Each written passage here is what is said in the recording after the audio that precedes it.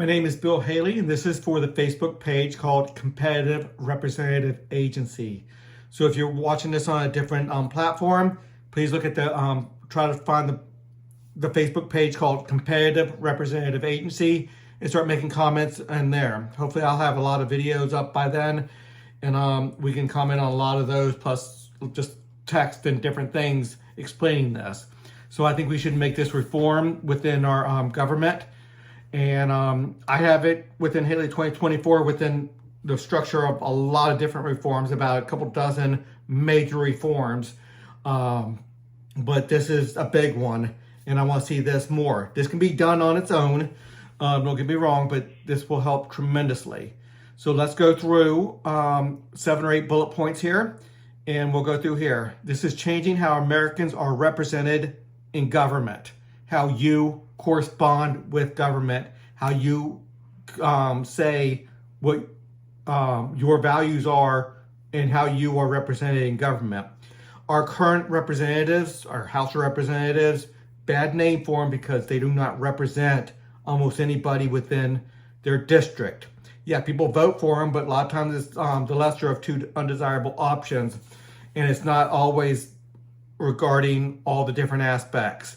You only get to choose the two that are from the two that are up there. And if you lose, you're not represented at all. If you win, it's probably not the person you wanted in the primary.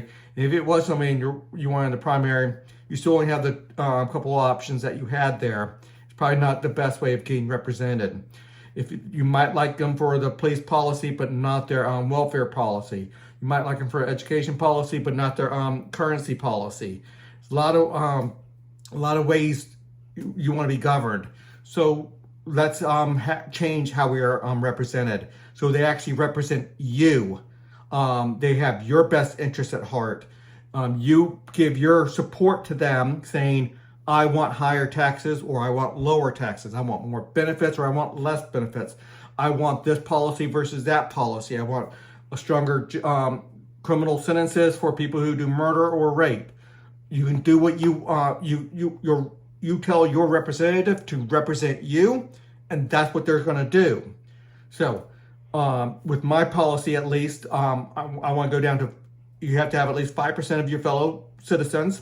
Then you can create a representative agency, and they go to the legislative branch with 5% of the vote in the legislative branch. Whether you're talking about the city council, the House of Delegates, that's what we have in Virginia at least, your state legislative branch, or the federal government, the Congress. If you have 7% of the people that agree with you, you get 7% vote. Now you can send one person with 7%, or you can send many people up there, break it up to 1% each, or you can send 70 people up there with 1/10 of a vote each. You can do a lot of different things, but you are represented by the people that you choose to go up there. So you go together with 5% of your fellow citizens. So libertarians can get represented. Socialists can get represented.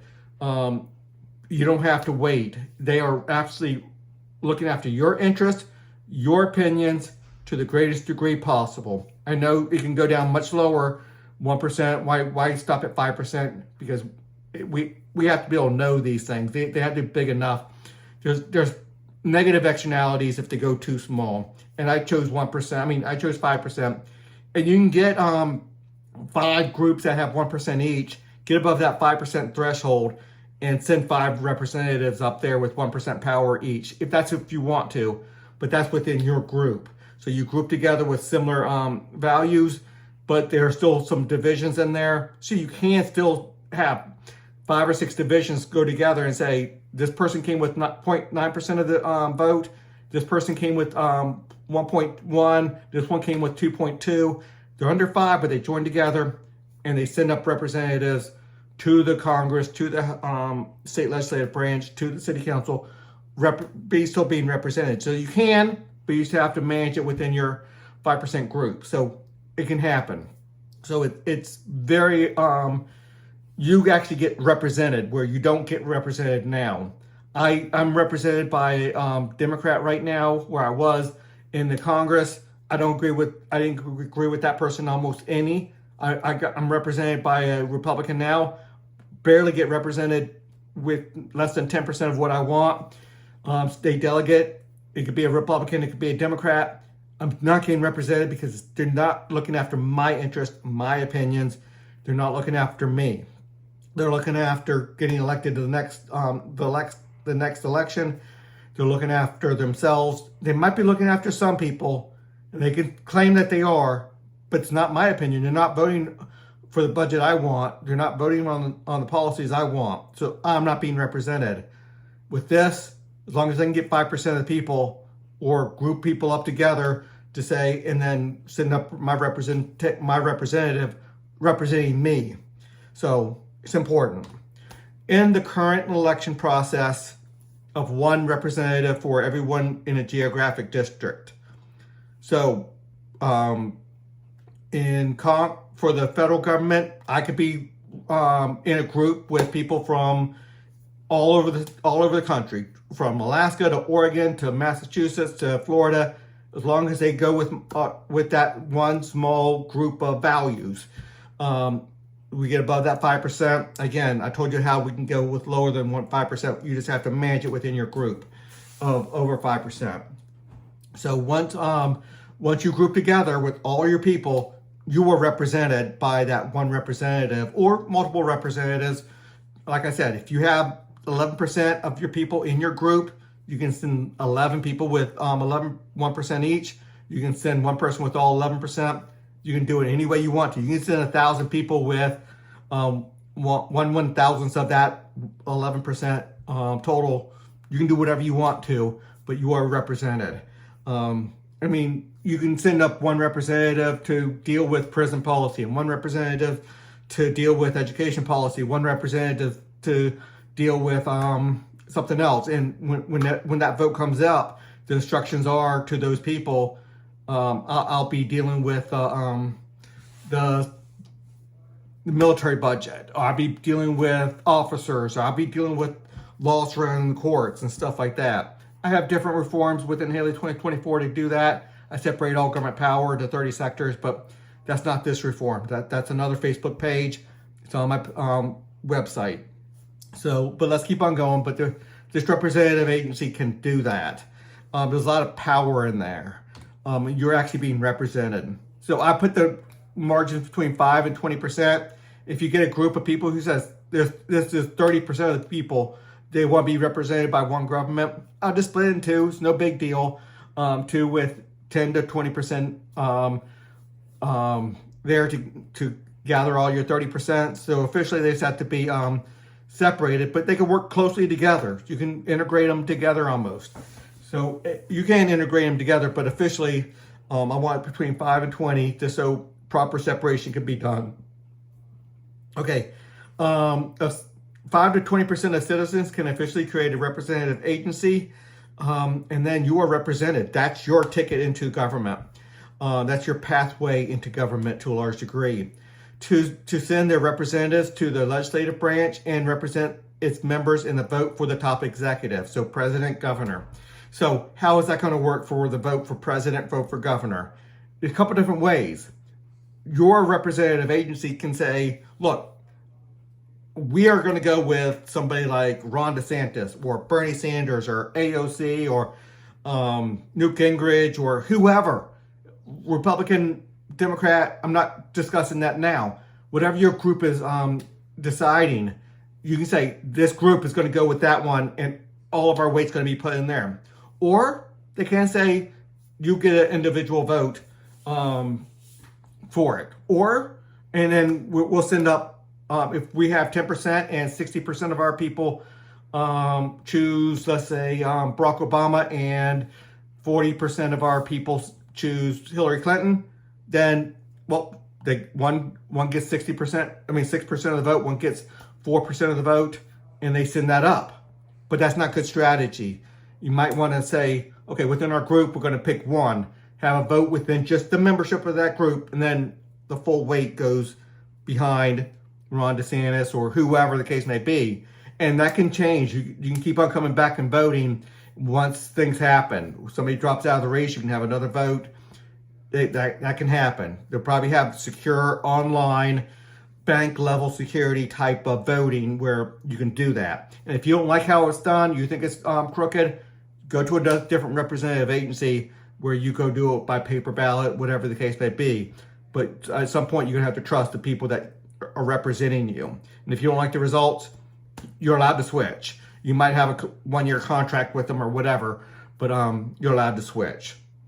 Okay, the representative from the representative agency holds the representative strength and voting power relative to the membership. I talked about that already. If you have 18% of the people in your state, you get 18% of the vote in the legislative session, in that legislative vote. Your vote's worth 18. Now again, you can split that up 18 ways, 100 ways, whatever you want to do, but the total power is 18% coming from your representative agency, for the top executive. 18% of the vote goes to Donald Trump, or goes to Joe Biden, or goes to whoever you want it to go to. Every representative agency is probably going to have their favorite. And then, hey, if their favorite's only getting up to 20%, yeah, that group's going to use their wisdom and say, okay, our next best is, we don't like Donald Trump, so we're going to go with Ron DeSantis. Or we don't like Joe Biden, so we're going to go with Bernie Sanders. Or we don't like whoever. They were battling, but yeah, just like primaries type of thing. But they can use their wisdom. They're going to have the ability to revamp and say, okay, our strength was there. We push it as hard as we can. We see now we need to switch. They can use their wisdom, come back and change their vote. They have that ability for that top executive. Okay, a representative agency with 8.398326% of the citizens sends one or more representatives with a total of 8.398326% voting power in the legislative branch. Said it already, but I just wanted to make sure it goes out as many decimal points as it needs to, so every single person switching representative agencies switches that percentage. So whenever you leave one and go to another, that number will change.